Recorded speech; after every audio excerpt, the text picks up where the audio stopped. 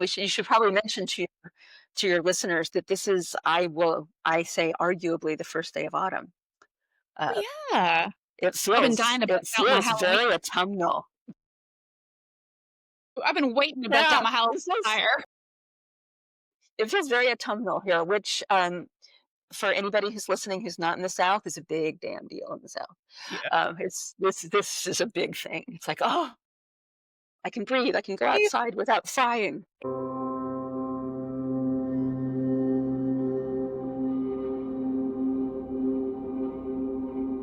welcome to Exorcist, because it's the Exorcist weekend. And let's just kinda go right into the introduction because we Yeah. have never met, which is so No. interesting through this podcast, and, so is it Laurie? Is that how you I've never said your name out Yes. loud. Yes, it Laurie. is. So, Laurie, I used to work at a place called the Broadmoor Improvement Association, and you did, a continuing education class Mhm. there. I didn't get to go, and I was so disappointed, but I heard such lovely things about it, and That's so nice. once when I was, thinking about the podcast that I wanted to do and just really loving the movie The Surrender, I immediately just thought of you, even, like, not even knowing you. I was like, "Oh my god," like, just from what I've heard about you. Yeah. Jonah was my supervisor for a really long time at the Oh, BIA, and nice. I'm sure that you know him at least, indirectly. Yeah, no, Well, he and I worked really closely together on putting that CEU together. That was the first one of those that I've done. So he was invaluable. yeah, he's wonderful. So that's how I know you, but don't really know you, so it's so good to finally meet you. But Yes, back at you.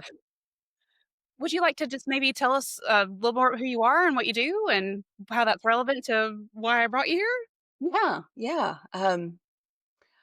Oh gosh, I'm like on my third career. I ended up at the Broadmoor doing the CEU class because at this point in time, I work for a nonprofit based here in New Orleans called Wake, and we help people with a lot of issues related to kind of navigating the end of life space. Um, Largely logistical and practical issues. Like we help people with advanced care planning. We help people sort of navigate the funeral industry, help them price shop, things like that. We do not do like counseling, and we don't do sort of the spiritual piece around death for a couple reasons. One is that there's plenty of there are a lot more places to get that kind of support than there are to get the sort of logistical navigation support. Also, we just want to be available to everybody. Part of my background includes some time in hospice as a chaplain, and just the word itself was problematic for some of my patients and families. It was just fine if I was walking into a room full of people who had a fairly mainstream Christian orientation to religion. They understood that word to be a part of a context they were comfortable with. Yeah. But, if I was walking into the room of somebody who was not a Christian or was not a believer, that word sent all kinds of anxiety up for them. There a lot of people, particularly in this country, have gotten used to if they are not a Christian, they've gotten used to being careful, right? What they Mm. say, particularly around people that are in some sort of position of authority or have something that they need. So just having a lot of firsthand perspective on how coming at this from the spiritual perspective can really it's just impossible to match everybody. Sure. And actually the job of a hospice chaplain is to facilitate the patient and their family getting the spiritual support they need. It isn't necessarily to be that spiritual support. So I'm glad I've started to hear them talk about spiritual care coordinators instead of chaplains. I think that's a good shift Yeah. in the language around hospice. But yeah, so before moving to New Orleans and before finding Wake, I had done hospice work, and I do a lot of that preface because I've actually been very involved in sort of more spiritual approaches to end of life care in the sort of earth-based spirituality community. So I want to be really distinct about like there's me speaking as me and there's me speaking as Wake. And today I'm not really speaking for Wake. I'm going to as we're talking about magic and mystery and Which is dark, secretive things, and very much of my alley, but not really what I do in my professional life. lovely. I'm a provisionally licensed counselor, so I'm under board supervision, and my board supervisor, kind of advised me just for, accountability purposes. I'm not here as a counselor really either, just for, Right. Yeah. this this is just for fun. And just to let you know, Laurie, my goal for this podcast, first and foremost, is for me, to have Yeah. fun and, like, have a It's creative outlet. And, absolutely. but, yeah, and so second of all, people watch it and learn something and can connect to it, that's great. And so another to express myself through horror movie and to have it be a little bit autobiographical. And so just to let you know, I'm also very spiritual. I consider myself to be I recently kinda came into my spirituality from a different angle. I was raised in the Christian faith, but I don't believe that anymore. And so, I practice earth-based spirituality. Okay, great. That's another little area of convergence we have. Yeah, exactly. But Great. also have a background of understanding those threads of Christianity that just run deep, you don't really ever shake. You were about to go into talking about before you came to New Orleans. So my previous career was as an artist. I spent most of my adult life as a theater artist, and at some point towards at some point in there, I felt like I was too heavy on the balance of self expression and not heavy enough on on the other side of the balance of service. Yeah. There was a time where I felt those were different, and I'm glad I don't feel that way now, but there was a time when I really felt like those were different things, that I could either sort of focus on my artistic side or I could focus on serving other people. Yeah, it's a false dichotomy, but it's very built in, I think, to our like, productivist, capitalist, materialist system. If you're doing something fun, it must not be good. Absolutely, you gotta be able to cash in on it, and leisure is not valued, absolutely. No. So about that time, actually, I was, married at the time. My mother-in-law was diagnosed with very late stage cancer and was in hospice care pretty quickly, and then died actually in a hospice inpatient unit. And so I went to the unit to, meet this to visit her and just felt, like, so comfortable, if that makes any sense. Like, Absolutely. and I mean, yes, and it probably does to you.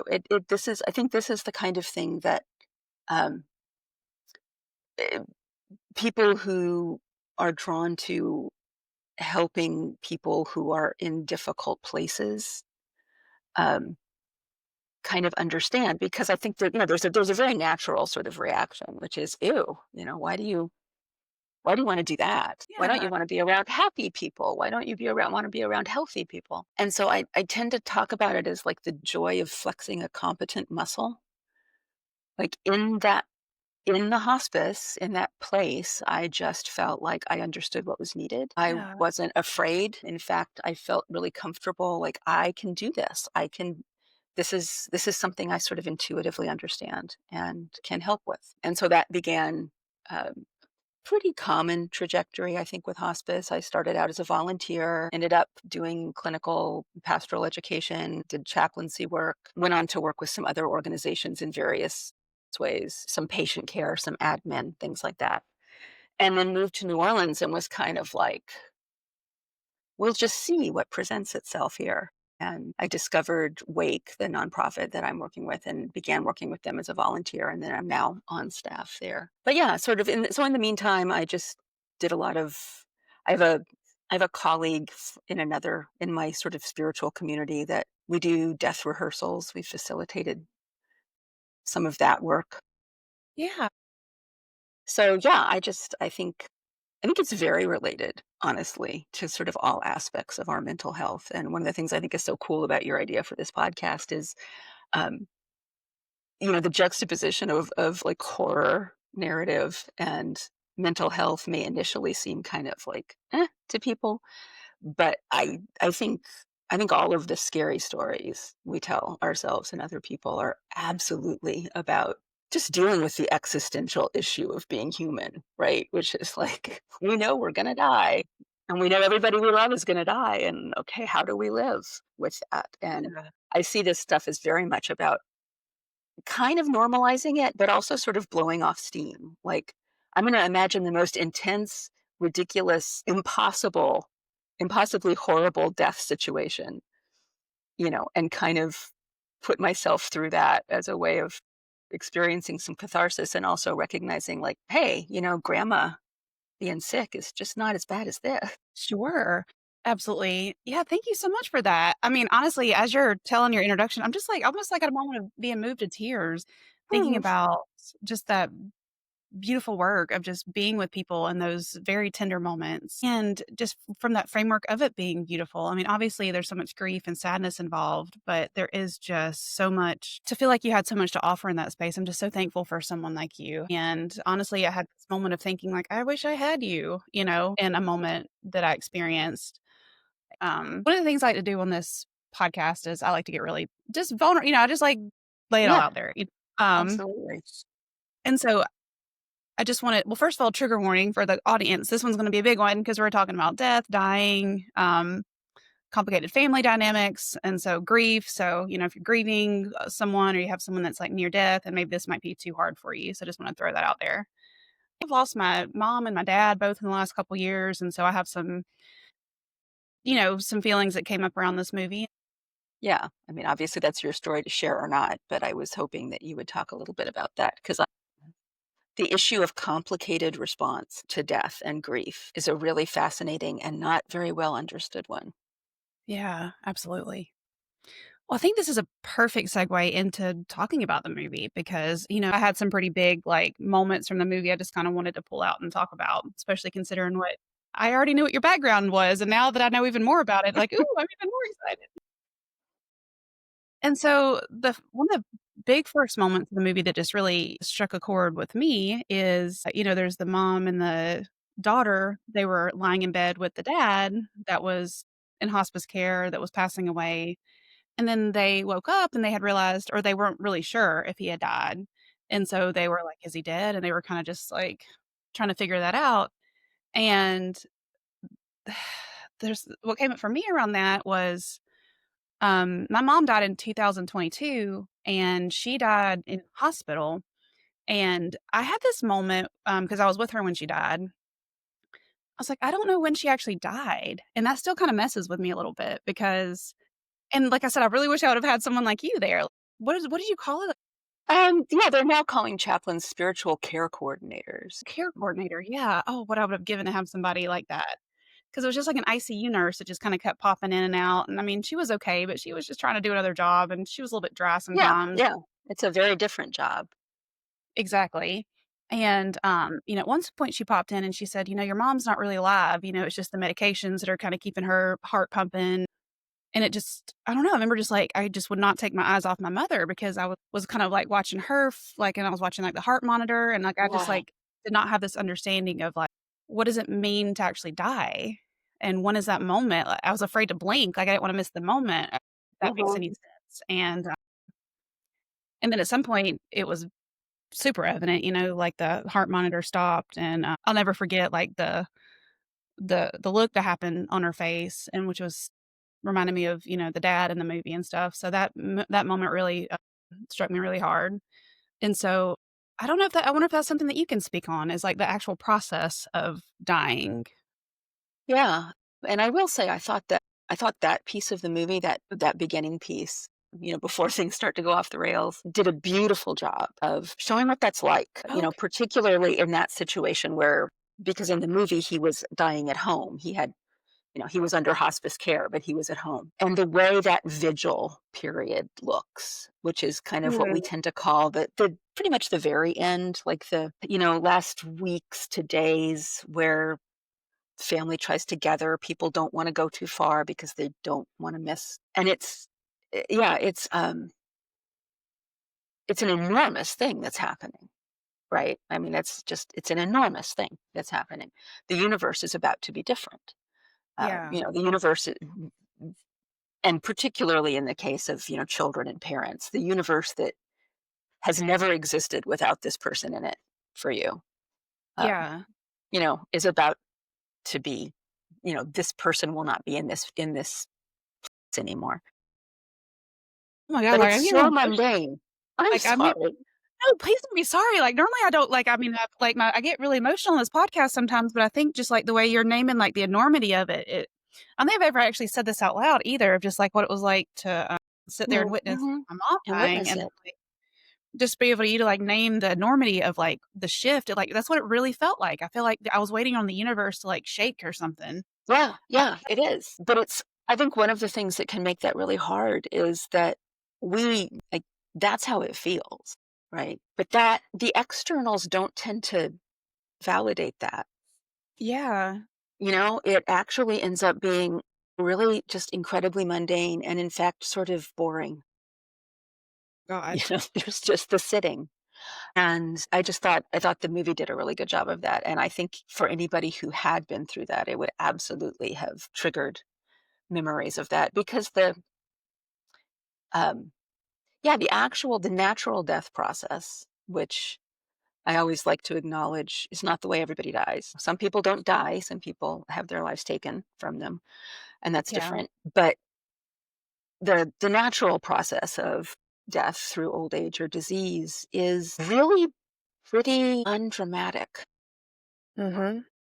Largely what happens, I mean, in slightly different order and for slightly different reasons, depending on what the death process is. But, really predictably, people start sleeping more, Yeah. eating less, drinking less, and they sleep even more, and they sleep even more. And this sleep starts to be sometimes it's sleep, but sometimes they're actually unconscious. Like sometimes you can't wake them. Yeah. You try to wake them and they don't wake up and you think, "Oh my God, this is it." And then they wake up. It's just, I think of it like tide coming in on the beach. It's just like they're very slowly being washed out to sea. It is not at all uncommon for people to not know when the moment has happened. And that's just aside from the fact that we're not really good at what the moment is. There's a medical and legal definition of death, but it's somewhat arbitrary, right? There's a certain, the breath has stopped, the heart has stopped, the pupils are fixed. There's a couple of things that people look for. I have been in rooms with dead people that were clinically dead, like had been pronounced dead, but it did not feel like they were gone. Mhm. I've been in other rooms where it absolutely did. Hell yeah. And I don't know what that is. That's my subjective experience. But yeah, very often at the very end, what we look for is the breath starts to change, whatever the breathing pattern is starts to change. That's Yeah. usually when, if you're there in a professional capacity, that's when you're like, okay, fam, get in here. But that can go on for hours too. And the breathing can be so faint and so irregular. And at one point, they just don't breathe in again. And it's really easy to miss. Yeah. So yeah, and I think really disorienting because again, this is this huge thing, like, right, you're bracing for this enormous Mhm. impact. And when it happens, at least in that scenario, it's like this tiny little thing. It's so easy to miss. And then there's all kinds of feelings about that. This is, incredibly validating. I mean, I cannot tell you. I promise I did not I was even like, "Jamie, you don't put your shit on her," but, like, oh god, like, this is so validating just to, like, Well, and I'm every not. I'm not giving you therapy. I am telling you how things are, Yeah. which I mean, normalization is a therapeutic technique. And Exactly. normalization is like the most powerful thing, honestly, around, Yeah. particularly around the death stuff, is just so much of my work in those spaces was just telling people this is absolutely normal.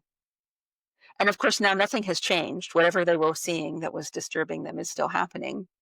Yeah. But knowing it's normal, I mean, I'm sure you're very familiar with the power of that too. Yeah. I'm experiencing it right this very second. Yeah, and I've seen it happen the other way, so very much appreciate this, and, will be certainly interested to hear how folks who are listening to this, respond to and I know that you've probably had the same experience with other people too, being able to normalize Yeah. this. Yeah. It's so not understood. Yeah. And there's no real reason for that because it's actually very well understood. Like, this is not arcane knowledge at all. It's just Yeah. knowledge that most of us don't seek out or are discouraged from having. It's not polite conversation, it's not comfortable conversation. Right.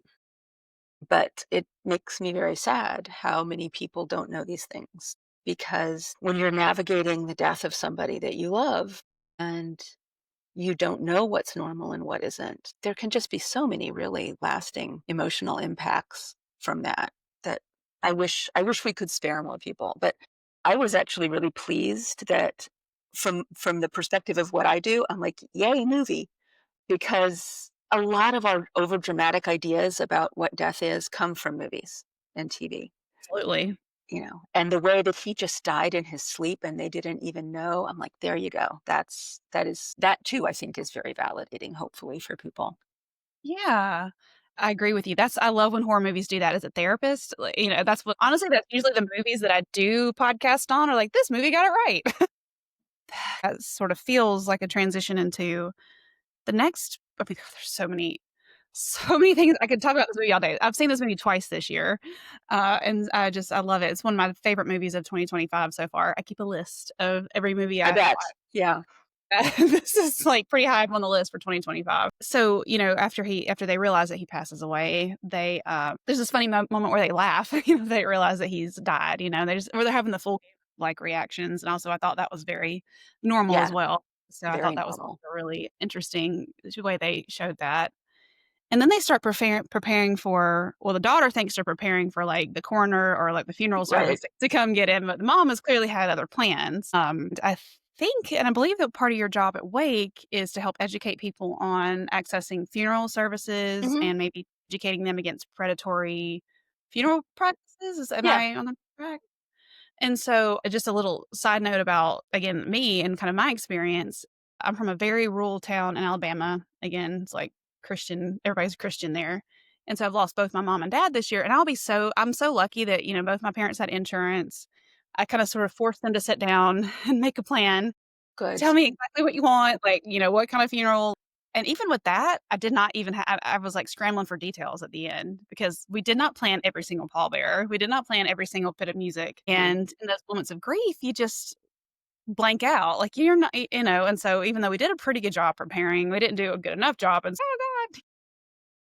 Yeah. It's like throwing this huge party at the worst time in your entire life to throw a huge Seriously. party. And you're supposed to be at your top executive functioning, get all the Yeah. things right, and with my mom's funeral, I have a lot of regrets because it happened really fast, but then with my dad's, it happened a couple years later, I feel like I had practice and I was able to, like, get it right, Hmm. But funerals in my hometown go the same way. You drop $10,000, you pick from a standard casket, it is there's the same funeral home. It is literally like a one size fits all funeral, basically. And Oh, so it's a ritual, which is fine. I did find some healing in it.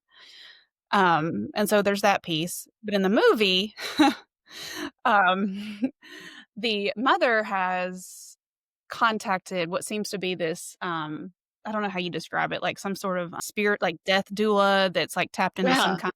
I will say, yeah, I did a little bit of reading about the movie after I saw the movie, Okay, just not a whole lot, but just I like to see, like, what are other people saying about this? And I sure. noticed that somebody said that referred to him as a death doula, and I was like, "Oh, no, Thank you for that not distinction at all. Oh my 'cause goodness." that's literally where I got that from because I was reading the same or maybe they're the same stuff, and that's where I got that word from. Yeah, so I don't know what that word even means. Yeah, so death doula, so I am a death doula, and yeah, it's not that. We Okay, do thank not God. Okay, Yeah, good. Thank we do not bring people back from the dead. We are not necromancers. Yeah, so I was just like, "Oh, that's scary," because, yeah, the death doulas are, it's weird. It's kind of an emerging occupation professionally, but on the other hand, it's as ancient as ever, ever, ever. It's the same. It's like birth doulas. Birth used to be community work. Supporting a birth used to be community work, largely women. Death was the same thing, and then there was, enter doctors and the profession, and then it got kind of gate kept. And so death doulas are very much like birth doulas. There is no national certifying body, but there are trainings. You can get a certificate of completion of any number of trainings. And they do a lot of what birth doulas do. Like, they help the family navigate, and they can help in a lot of ways. The bright red line is medical. Death doula work is non-medical support, Okay. but they're often a really good adjunct to, like, hospice. But yeah, they do not bring people back from the dead. So while the movie got it absolutely right about the experience of sitting vigil with a loved one, to the extent that they're calling that guy a death doula, no, no, no, no, no, no. Yeah, they if so he's someone that's been hired to do this ritualistic practice to bring the Right. dad back from the dead, Yeah. basically. Yeah. And the part that was, and I'll just call it predatory, was the fact that we find out, later in the movie that the mother has giving him literally everything, or like, Literally everything. Yeah.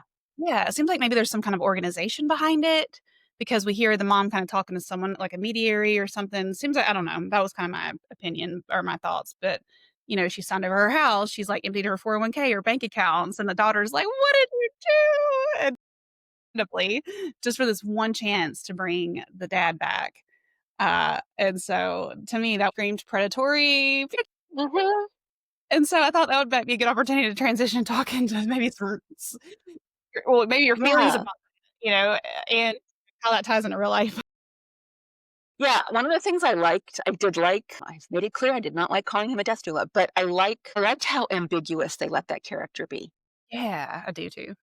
Because I think that way, like he worked both as sort of a metaphor for the funeral industry, Hmm. and all of the ways in which end of life care has been sort of like professionalized and gate kept, and all of the ways in which people don't know what they're doing and they're just told, because that was, I mean, he was just like, do this, do that, do this. Nobody Oh asked. gosh, They that's didn't so get to true. ask questions. So I thought it worked really well.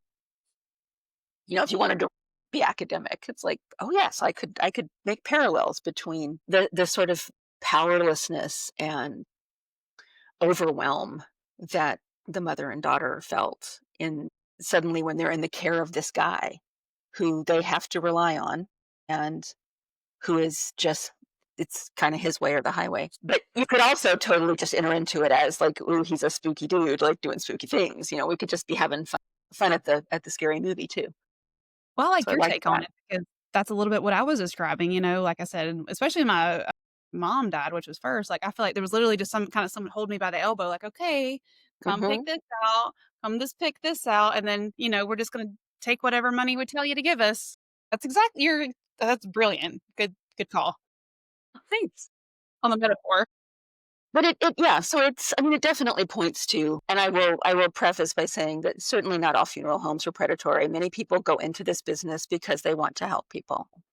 Yeah. Um, I do wanna just say too, because if anybody from my hometown listens to this, I do wanna say I do really love the funeral folks from my hometown. They're really lovely, amazing people, and I think maybe what I'm speaking to is just kind of that, like, helplessness that you feel yeah, in the yeah, in that process and, like, not really and more specifically from that Christian, small town perspective where it's like, there's not spiritual earth-based people. People don't really get cremated, like, there really isn't other options, and so I don't think that's a function of, like, the people yeah. or, like, predation. I think it's just kinda cultural from where I'm No, from. yeah. I think there's an essential conservatism around this industry.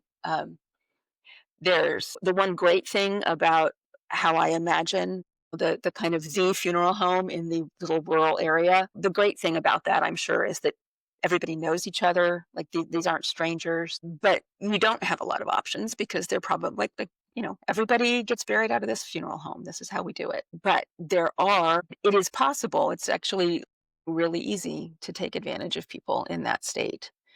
And there are funeral homes that do Mm. as an industry, and they are struggling because finally cremation is starting to be. I mean, and that's a real kick to the profit model for the industry. Cremation is just, it's not as expensive. It doesn't.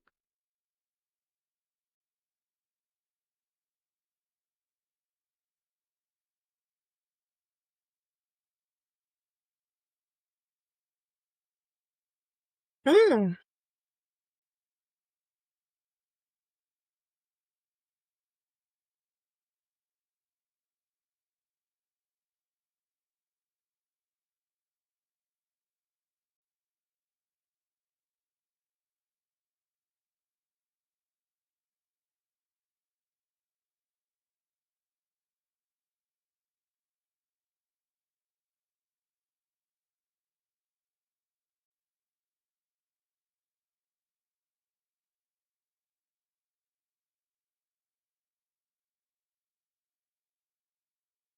any other context, I would almost say these are people who are not they don't have capacity to make the decisions you're asking them to make.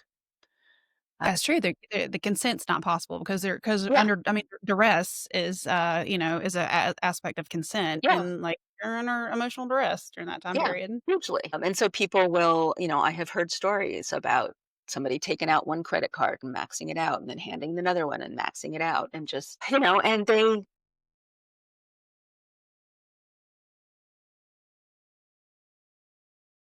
Mm.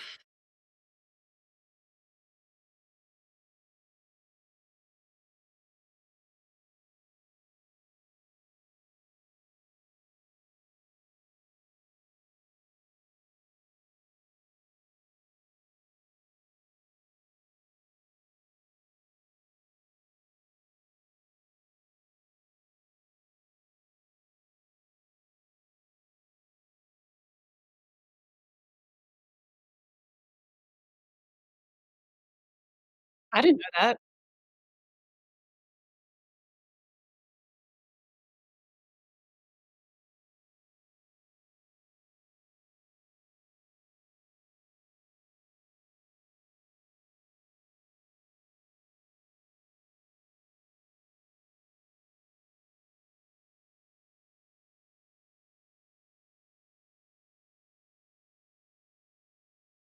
Right, the realistic, what it's actually gonna look, yeah, versus yeah.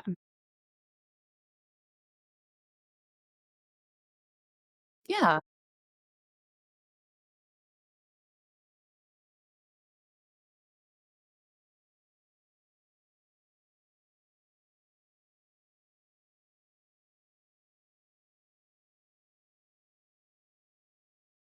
okay.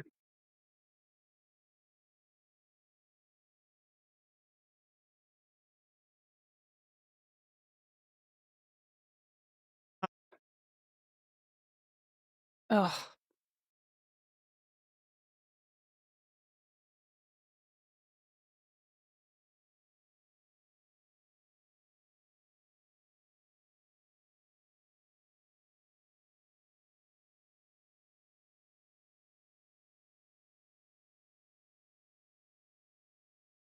no,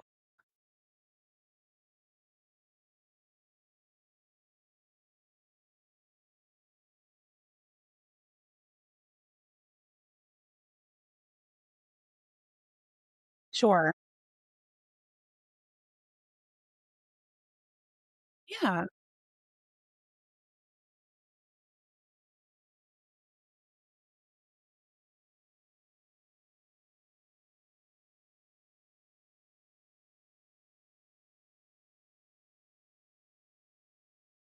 yeah,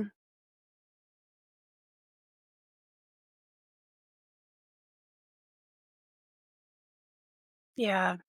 I learned a lot just now from hearing what you just told me. Yeah, so preying on families in that vulnerable state when, like, Mhm.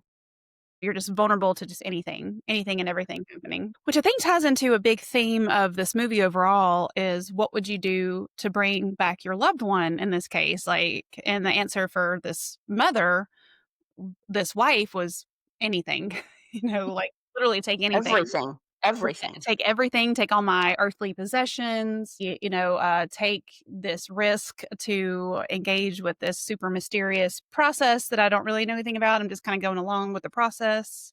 Uh, so here's a little side note. Lori, I asked you if you were a horror fan, uh, and I think it seems like horror is not something that you normally watch, and so I think I'm just curious how out of your comfort zone watching this movie was for you. I have a reason for asking this. This is kind of a Yeah, side no, quest. it wasn't. I mean, Great. there are gory parts, and I don't know how much we're trying to not spoil things, but We are spoiling it. Go for it. okay, okay. I have particular things like teeth are hard for me, fingers are hard, hands are hard. So I was doing a lot of this during that part. Yeah, yeah. But I read a lot of horror though. I don't tend to watch I just don't tend to watch a lot of anything. I live with a filmmaker and it's like an occupational hazard. It goes one way or the other in my experience. Like if you live with a filmmaker, you either are watching things all the time or you never watch anything. Yeah, Um, no idea. Yeah, it's kind of like occupational hazard. He's can't stand to watch things because all he sees are the things that Oh, he sees the tech. He doesn't see the story. worse. It's not that I am unaccustomed to scaring myself for fun, but yeah, there are things that are harder to see than to read about for sure. Totally. And some of that the sort of mutilation stuff was really hard to see.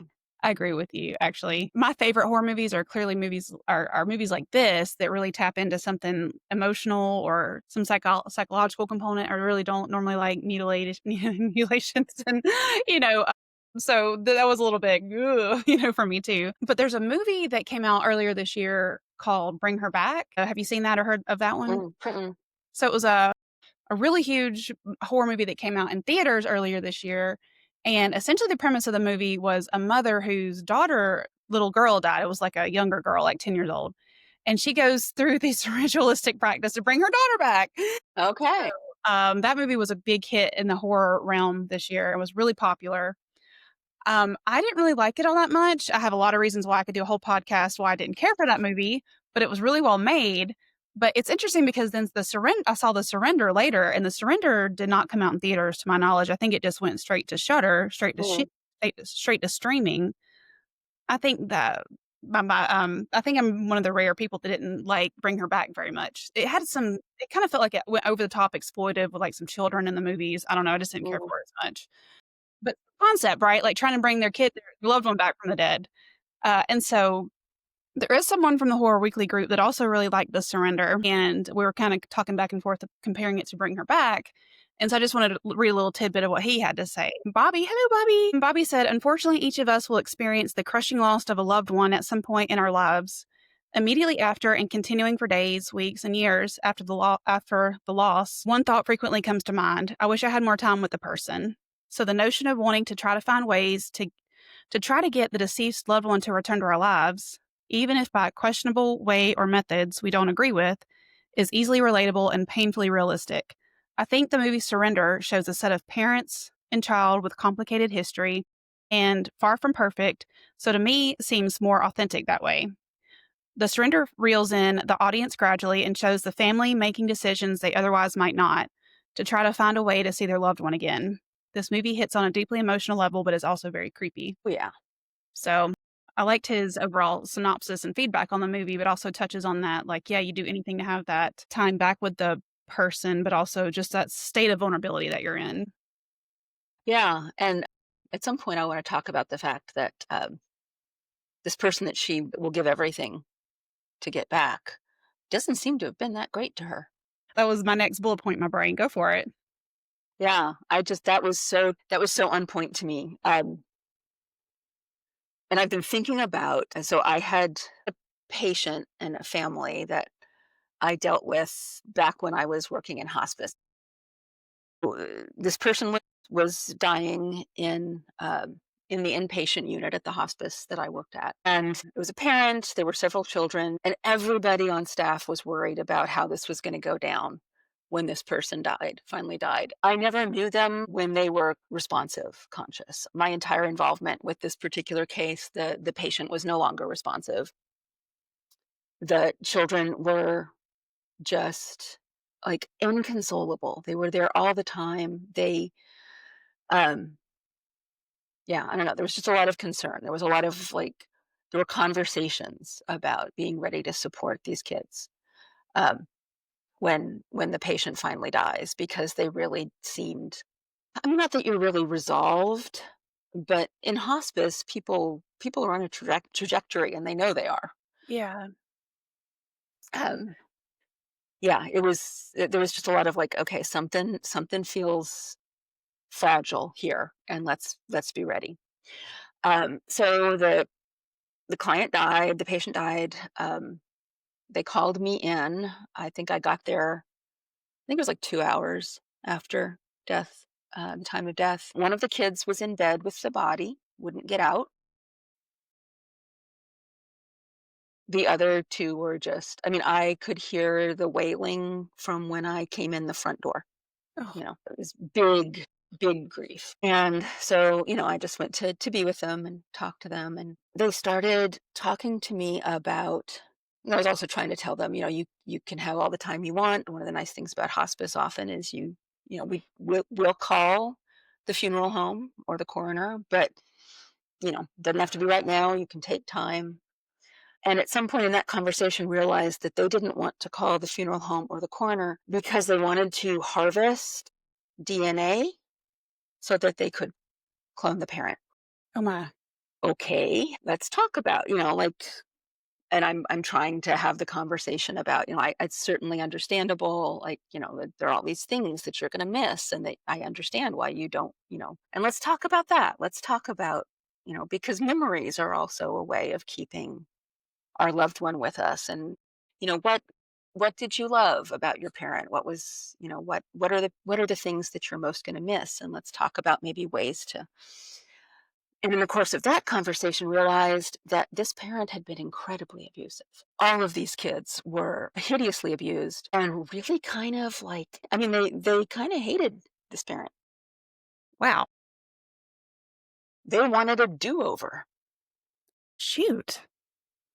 That was kind of the idea, was we need to start all over. But at the time, because I was kind of new, and so I also, I had a supervisor, and I went to like my sort of mentors and more experienced colleagues, and I'm like, yeah, what?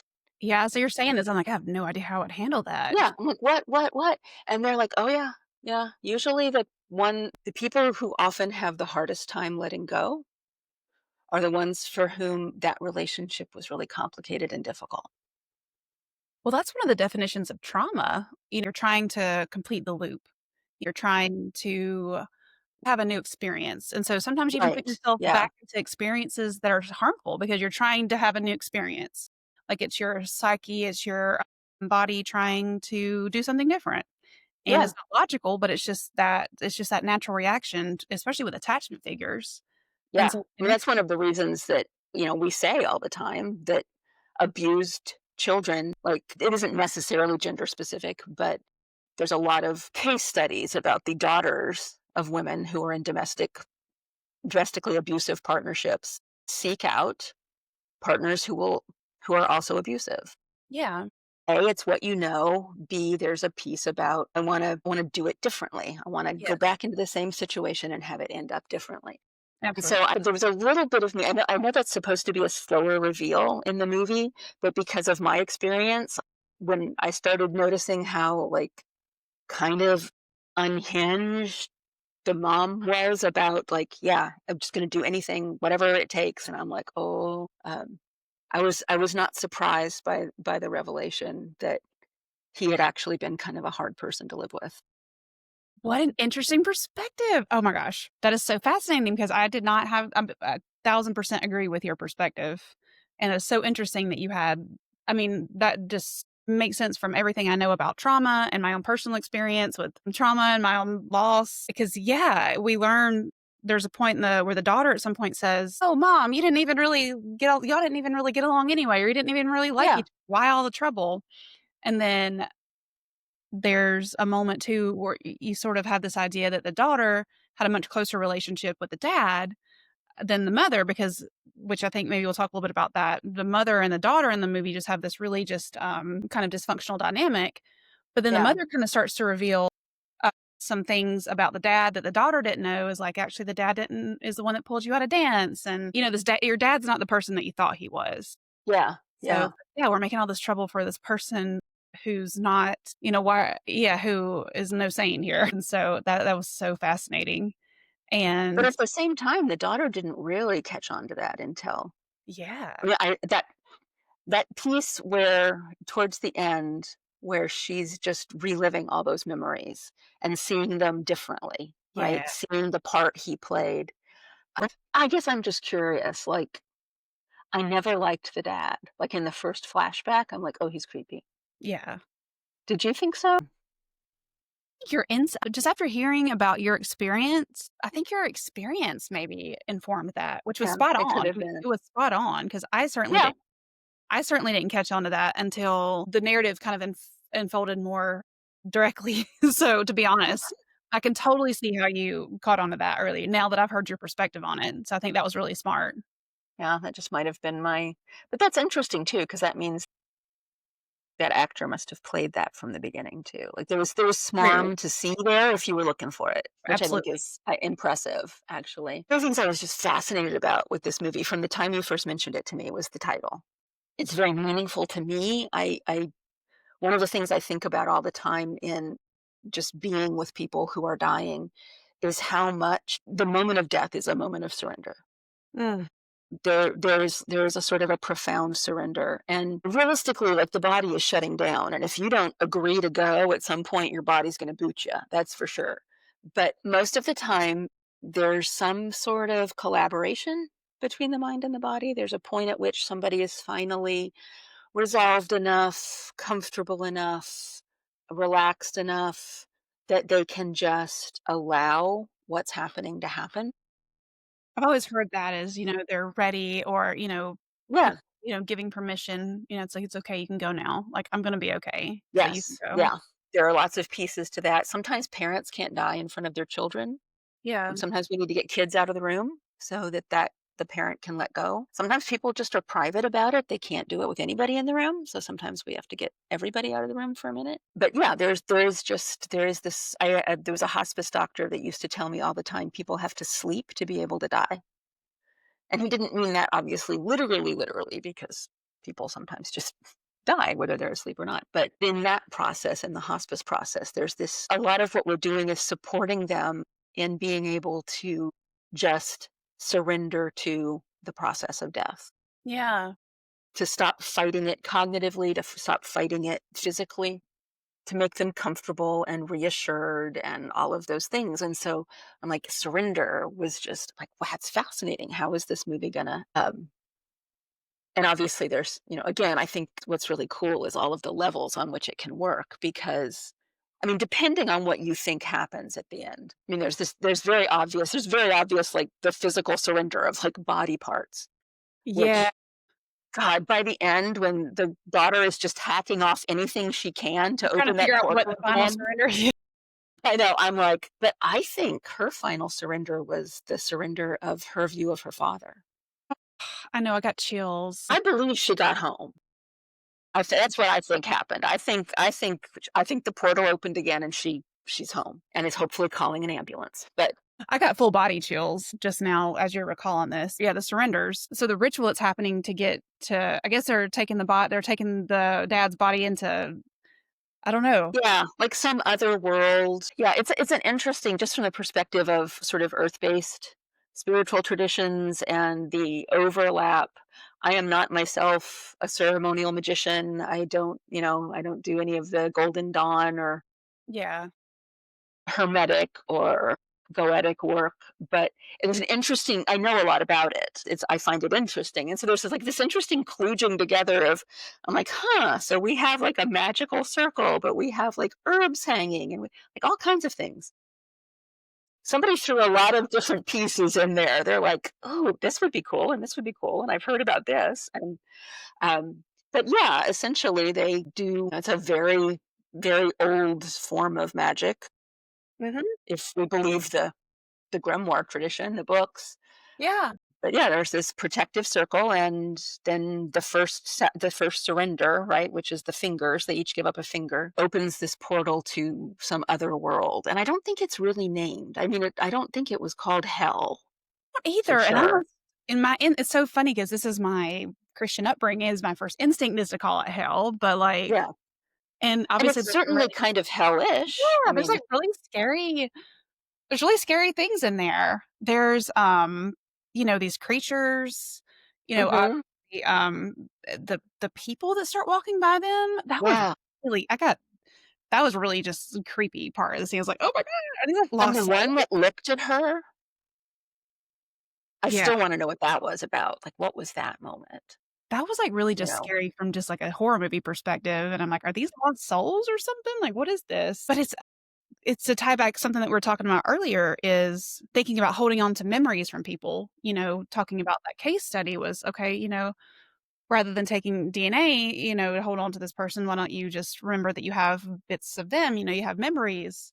pictures, for example. And so the Mhm. reason that this ritual did not work in this movie Right, right, is it's 'cause she held on to the picture. yeah, they were given instructions to burn or to get rid of everything that belonged to the dad in order to make this ritual work. Well, it turns out the daughter did not get rid of this very favorite picture of her dad. And so after Right. they completed whatever the first or second surrenders, which involved lobbing off the fingers, cutting their hands, putting tears, they took the psychedelics, whatever. As soon as they get into this other portal, the magician, whoever he was, gets yanked out of the circle. Right, And yeah, because the circle was made of the ashes of the yes, things they burned, so yeah, the circle wasn't protective, yeah.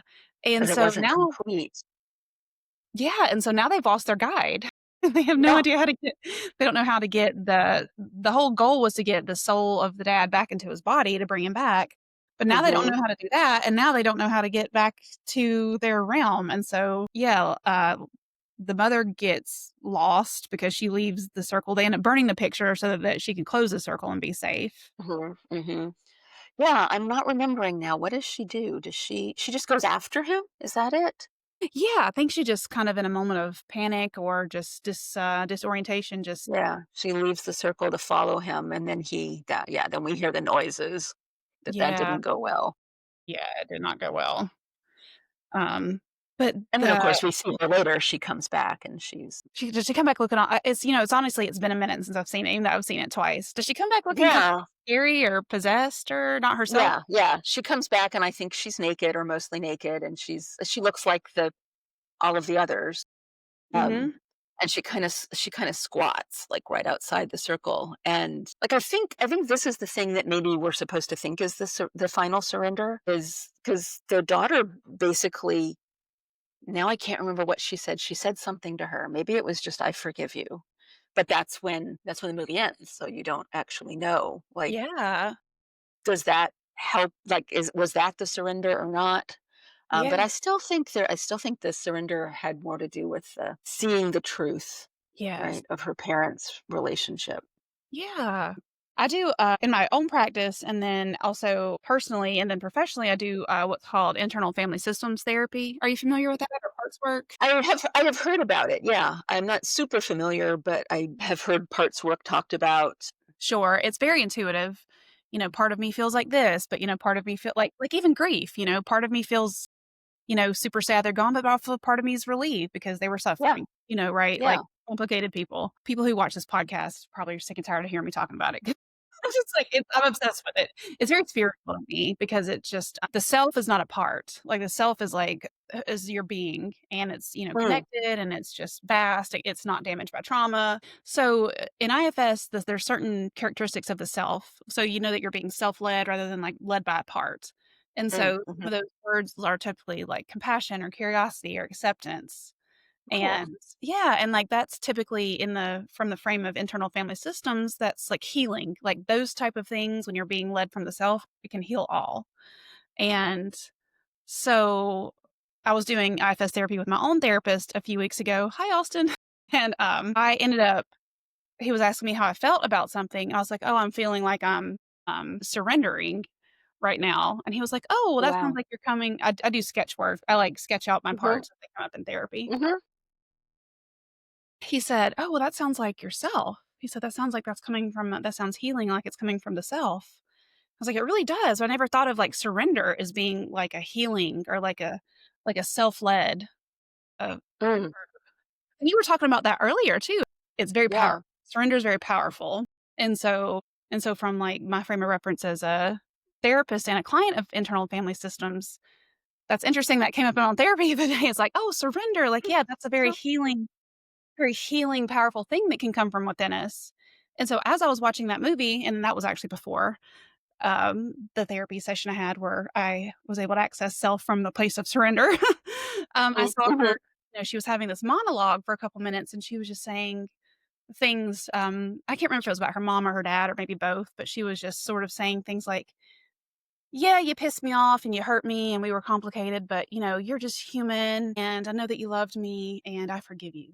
And so that just felt mhm. very compassionate and forgiving. And that just really resonated with me because I was like, "Oh, wow." It's like she's put aside all of her parts of herself that were holding resentment or, this ill will, or that was trying to prove a point with her mom, or that was Mhm. really damaged by her dad, and she was just opening up love within herself. And that was the surrender. Yeah. And then Yeah. she I think gets and so then the movie too. ends. And so then my interpretation of the ending, and again, it's left up for interpretation, which I personally like movies like that. I know I not do too. everybody does. Yeah. So my interpretation of that is that was the surrender. So that because the 3rd surrender is what brought you home, and like, okay, Mhm. well then, great, she survived. So all she needed to Yeah. do was that forgiveness and that healing and that compassion within her. And so I thought that was Yeah. just Which epically is, like beautiful. you said, that's a really big deal because anger's hard to give up. Hell yeah. Anger feels good Yeah, it does. often. Sure feels better than sad. Yeah, So I think absolutely. that there's a big surrender in giving up sort of the self-righteous anger Absolutely. and just acknowledging particularly parents as people Absolutely. because they're not supposed to ever let you down. Any way in which your parents let you down is a betrayal. And how could they not? Right? Like they're human beings. Also, I always think it's interesting by the time most of the people I know, like me and my friends, all start thinking about things like this, like start thinking about therapy or thinking about counseling and start really dealing with parent issues. A surprising amount of the time, we're older than our parents were than when they had us. Oh, right? And I'm just like, oh, she was 26. Well, shit. Seriously, that is such a baby to me right now, My mom is 27, I'm like, "God, like, that's barely, like, out of adolescence of full brain development." I know, I know. I'm like, "Well, bless." I mean, she didn't kill me. Actually, Yeah, my mom was great. I shouldn't say, but she's yeah, all of the ways that we can hold on to, well, and little things, like they said one thing to us in this tone of voice that was hurtful, and we hold on to that for 30 years, and then it's like, yeah, "Oh my god, if I followed 26-year-old me around for 24 hours, how many things would I do just stupid things, thoughtless things because I was tired, things because I was poorly resourced, and I was not trying to raise a baby at yeah, 26. So, absolutely. Yeah, yeah, I like that idea. I also like thinking of surrender as self-led because I think it's often interpreted as a surrender to other people, right? But I don't know, for some reason it doesn't. I think there are other words for that, for compliance, sure, absolutely. but compliance feels different than surrender to me. Surrender doesn't feel like something that anybody can make me do. Yeah, It feels like a release inside of me that I have to be somewhat complicit in, which absolutely, was why I was just so I'm like, okay, all I know about this is it's a horror movie. It's about death, and called Surrender. I'm like, this should be fascinating. absolutely, and why is she yeah, like, this is why who is this person reaching out to me that I don't know? What is this about? That's I don't know. Synchronicities, I think, are cool and normaler than people think they are. Yes, I love it. That's one of my many concepts of magic in the world is Yeah, synchronicities. absolutely. I think the only thing that in my notes I felt that was really important to cover was, the mom-daughter dynamics. I know we talked Hmm. about that a little bit here and there, but I guess just one thing just for me to say personally is this is another reason why I think this movie hit me really hard was I had a very complicated relationship with my mother. And so seeing Mm, the mother and daughter kind of bicker back and forth and just like the daughter actress in this movie was so intense, like, her pedal to the metal, the entire movie of just, like, intensity was just I don't know, like, I just felt her intensity the entire movie, so I thought her acting was amazing. she had me completely on her side from go. Seriously. I kept having to be like, try to have some, try to see things from the mother's point of view too. But I was so on the daughter's side. Yeah, I think she just did not let up that entire movie, and so I just, could relate a lot to their relationship because me and my mother had a very complicated relationship, and it's so interesting what you were saying earlier about being able to relate to our parents about, where they were in our life and where I am now. My mom died 3.5 years ago, and I I'm not sad that she's now I'm not I mean, yeah, it was I was sad when she died because obviously that was a huge loss, that was sad. Looking back on it now, 3 and a half later, well, I guess I won't even try to just mince words. I'm glad she's gone. I mean, she suffered a lot. I wish she could be here, but under different circumstances for herself, Right. but Yeah. it would be incredibly selfish for me to wanna bring her back because she suffered immensely. There's a big part of me there you go, parts work. Part of me glad she's not here, but part of me that I'm in a very different place from a place of compassion, understanding, just my own self-work that I've done in therapy and, trauma work that I think that we could have had like, the final conversation that she and I had was a little bit like some of the interactions that the mother and daughter had, Mm, and I just know that if she was here today, maybe that we would have had a little bit of a different chance to have a different ending, and that makes me a yeah. little sad. But, I know after Ryan and I watched this my husband's name's Ryan. After we watched Bring Her Back and then this movie, we both looked at each other like, "Don't bring me back. Please do not ever bring me back." So that was kind of our big conclusion. So, yeah, as much as I'd love to have her back, yeah, I think sometimes it's better that way, and I certainly would never want to be brought back. Yeah, I think that's one of the things that, I think that's what these movies are about, honestly, just in general, is there are things worse than death, and Mhm. I think we have to be reminded of that. Now, unfortunately, one of the things that I think is worse than death is the deaths that you live through. Surviving somebody else's death, I think I mean, I haven't been dead that I remember, so I guess I shouldn't say, but I'm assuming that, um, it's harder on me when somebody that I love dies than it is on them. Sure. Once they've died, the dying process can sometimes be pretty brutal for everybody. But yeah, I mean, it goes all the way back to like the monkey's paw, right? I mean, like this is a. Do you know Yes. that old story? It feels like humans have been telling versions of this story forever. Yeah. That don't try to bring them back. Like Yeah, there's a exactly. natural order. I mean, oh my God, what is the Stephen King book, Pet Cemetery? As soon as I said, "Some things are better dead," that was like I think that was like a direct line from Stephen King. "Some things are Yeah. better dead." Yeah, like there is a natural order and we might not love it, but I think a lot about one of the authors I've read around end of life work is a guy named Stephen Jenkinson. And he was the first one that I encountered who talked about how, somebody gets a terminal diagnosis and the first thing they want is more time. Everybody in the family, everybody in the unit, like, the patient wants more time. The family wants more time with the patient. He said, but, what people don't realize is they wanted more time before the diagnosis. Mm, yeah. What they're getting is a bunch of time of being sick Yes, and of exactly. being scared and of being anticipatorily grieving. And that feels like it maps onto this thing about like bringing people back from the dead too. It's like you don't want what you're wanting, you can't have. What you are wanting is more time before this all happened. With a version of them that's not possible Yeah. anymore. Yeah. A version of them that maybe by the point at which they die hasn't been possible for years. That deeply resonates with me. My dad died about 9 months ago of Alzheimer's, and by Mm, the time he actually died, I wasn't even sad. I mean, I was, but, I had so much anticipatory mm, grief yeah. because he died long before he died, and, Yeah. yeah, I wouldn't have wanted him back that way. I mean, if I could have turned the clock back, some years, hypothetically, maybe, but yeah, exactly. I wouldn't have wanted that version of him back. In grief, we are not in our right mind. Yes.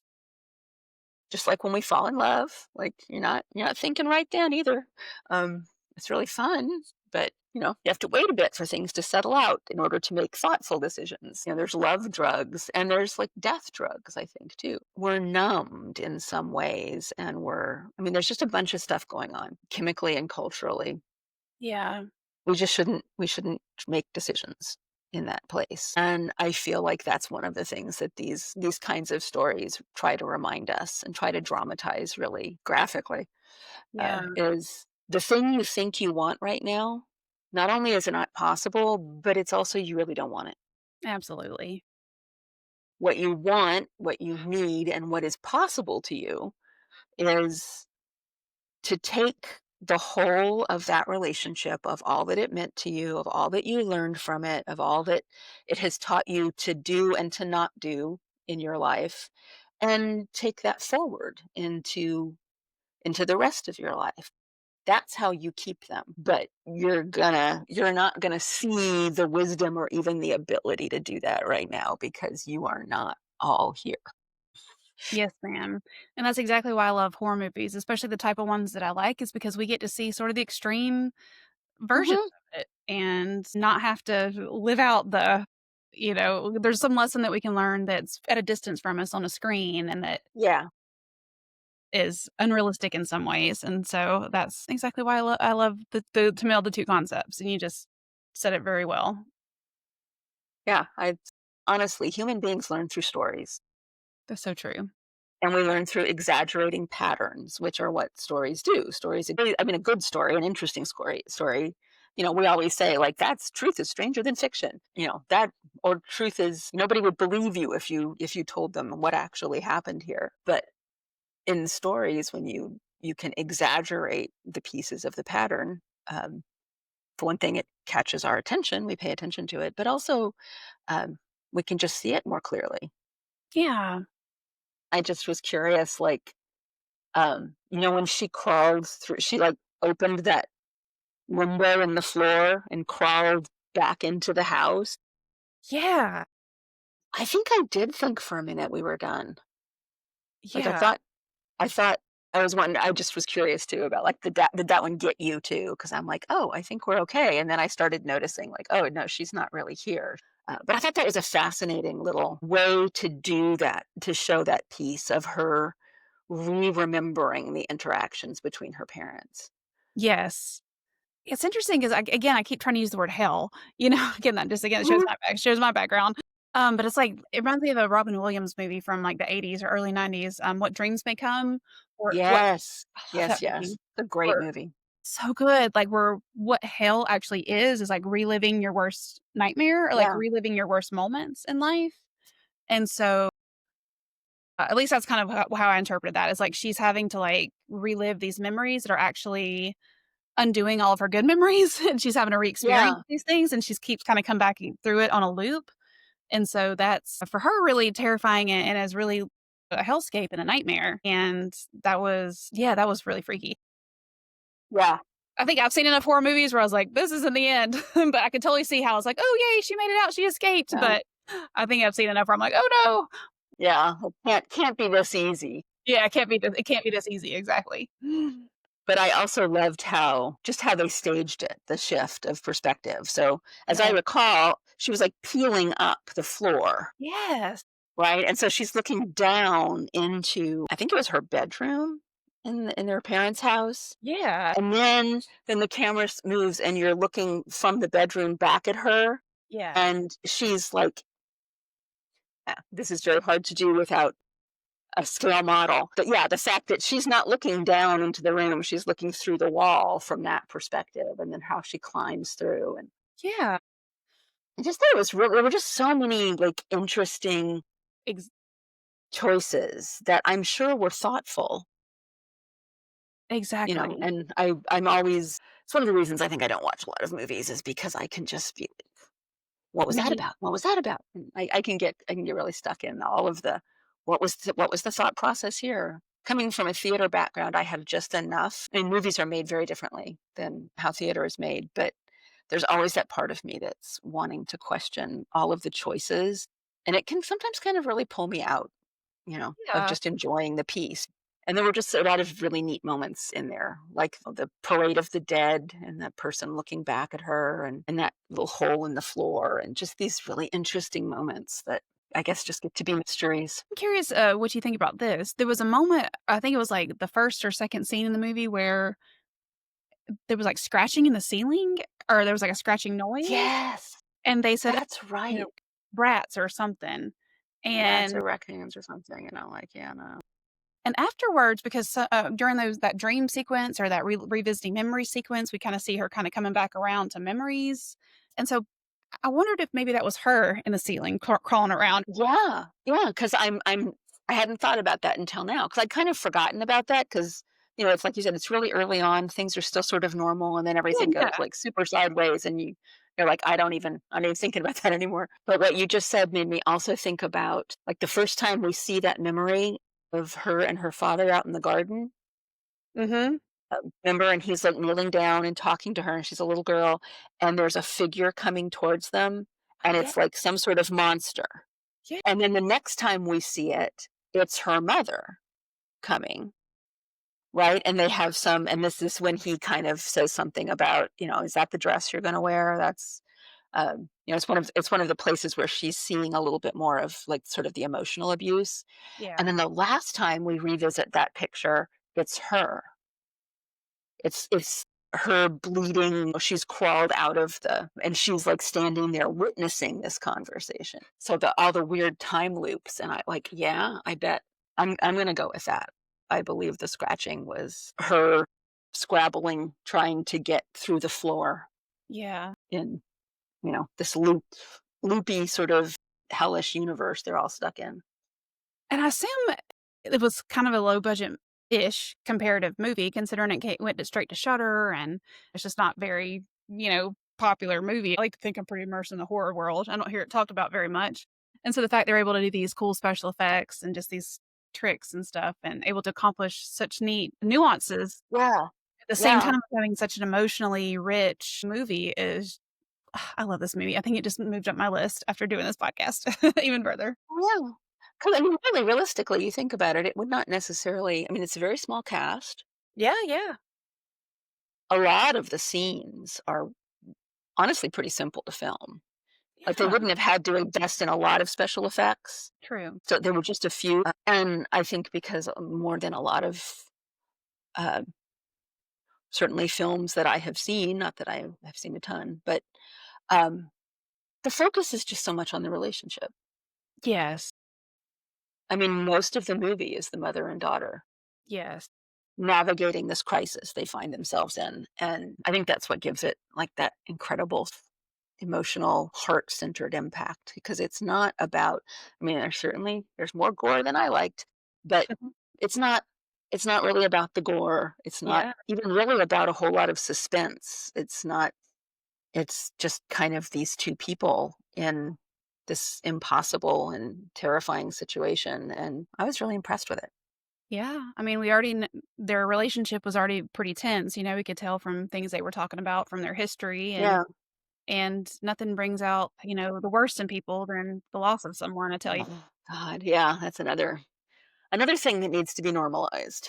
Mhm. There's too many movies that show us how the family all comes together and everything's wonderful and everybody supports each other, and then people are like, "What's wrong with my family?" I'm like, "No, No. your family's pretty normal. It mostly just hits all everybody gets triggered about everything." Yeah. That's another really great point. That's something I hadn't thought of. I think maybe a lot of how my expectations were in grief and the funeral process and loss were influenced by movies, and of course, it didn't meet those expectations, and so Yeah. I didn't put that together into my head just now. I was like, "Oh, that's where I probably got those ideas from." Yeah, I think one of the things that's interesting about just growing up in, I mean, it's true with books too, but it's truer with movies, and TV. It's that sort of mirror neuron thing. Like, when we watch people experience something, we experience it much more, uh, I think, viscerally than if we just read about it. Yeah. And so you think about that, and you think about when we grow up. I mean, certainly, like I did, like saturated. Like, there was always, always there were TVs on. We always went to the movies. So I learned how to react. I learned how people react to all kinds of very adult situations before I was an adult. Hmm. Like, long before I was in love with somebody and was navigating a relationship, I had seen all kinds of scripts of, this is how you talk to each other. This is how you fight. This is what it's like when you break up. We ingest all of these scripts for all of these important moments in life without realizing we're doing it. And then those moments happen and you're like, I'm off script. Yeah. So I think that's just an interesting facet of my sort of love hate relationship with entertainment. It's so true. Yeah, we've talked about the good parts, and like how film can be such a good reflection of real life and teach us lessons, but it also can, put some unrealistic expectations as Yeah, well. yeah. Well, Aria, so uh, is it okay if we move towards wrapping up a little bit? Absolutely, absolutely. Okay, This has been great. It's been really this has been fun. so wonderful. I've learned so much from you, and just I love this movie. This has been amazing. I would not have watched it had this not happened, so Yeah, thank you for that, because it's yeah, it's gonna find its way into a lot of my thoughts about sure. the work I do going forward too.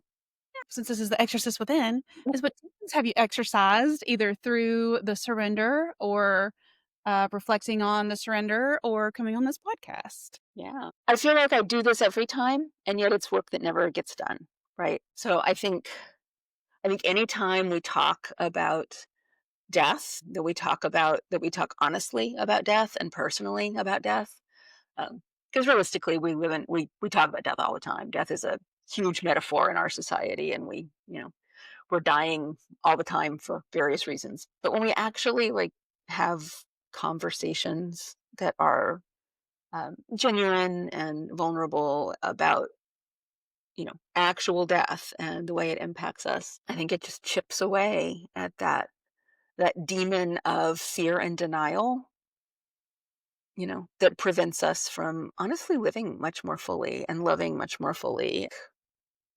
And I don't think that ever is done, Yeah. but I think every time these conversations happen, I think we're just aerating that a little bit. So I appreciate the opportunity.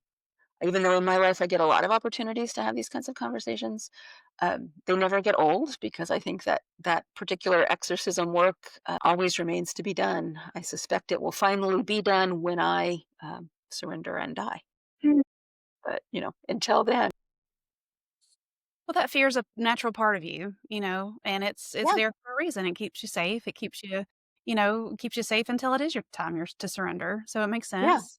And absolutely, also there's, healthy amount of it. And so having these conversations definitely help move towards that healthy side of the spectrum.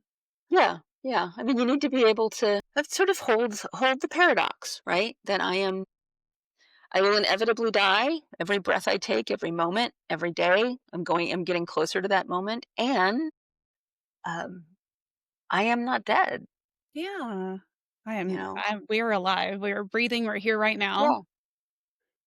And one That of the was greatest things about working with people that are dying, I will have to say, is when I was doing a lot of hospice work, which is not so much what I do now, but when I was in and out of rooms where people were actually taking their last breath, I just had the best perspective. yeah. I would walk out of that room and everything was beautiful. And the fact that I could walk, that I was walking across a parking lot, if it was hot or if it was cold, my first thought wasn't, God, I'm so hot. My first thought was, I can feel this. Yeah. And it probably made me a little unpleasant to be around too, because sometimes people would be complaining about something and I'd be like, hello, are Perspective. you in a bed you can't get out of? Are you Yeah. going to be in that bed until you die? I don't think so. So guess what? You have options.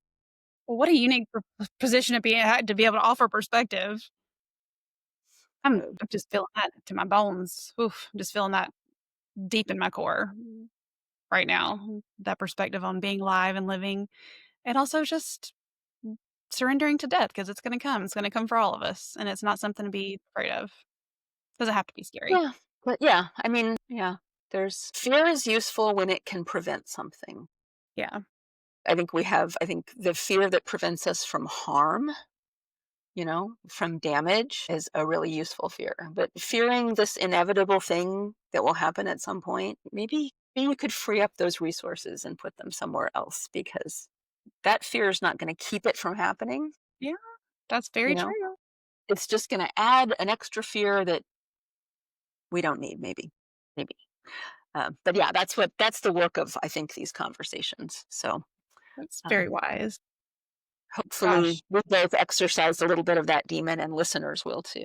Oh man, I know definitely feel like I've exercised a bit of that fear demon as well.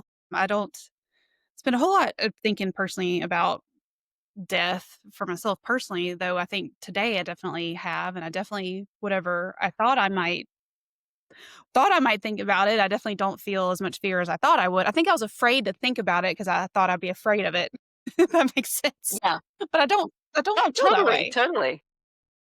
There's the I fear guess fear of being afraid is a whole yeah, thing too. exactly. Like, Yeah, like, exactly. don't be afraid of the fear. Exactly. I think the biggest demon for me today that feels exercised is, like, that I did something wrong or that, like, I did Mhm. did death wrong with my mom Yeah, or that I did, like, um, myself a disservice with, like, I did something that wasn't normal or, like, I missed something. So I guess right. that, like, Yeah. the demon of, like, uncertainty, like, that feels very settled today, which honestly feels like a huge exorcism. So thank you for that. Thank you for coming on and That's give awesome. giving some perspective on the process of dying and, funeral practices and the grieving process afterwards and the just completely how we're outside of ourselves and nothing's normal, and that normalization process really just exercised a lot of uncertainty in me, and I really, really just am eternally grateful for that. Oh, that's wonderful. Thank you for reflecting that, because if I helped with that today, my day is golden. That's Yeah, that's my that's the thing that I most like to and hope to do for yeah, people is just, I know all this stuff, and if I can tell you this stuff, you will probably feel better. exactly, it's such a gift. You're such a gift Yeah. to the world. I'm so glad you're here.